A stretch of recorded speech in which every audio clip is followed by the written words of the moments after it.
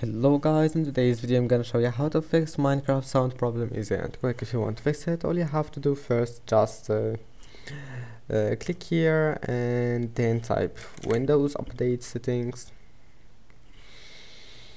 and now just make sure to install all the updates that you will find here and then close this window.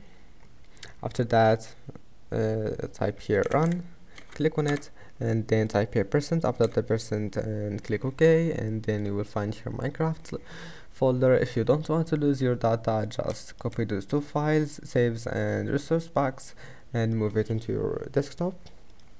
And after that just delete this folder and then open Minecraft launcher.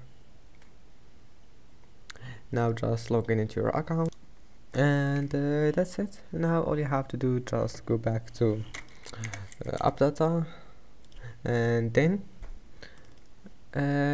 move those files again to Minecraft folder, and that's it. Then just click play and you will find that your problem is fixed. Don't forget to like and subscribe, and see you in the next video.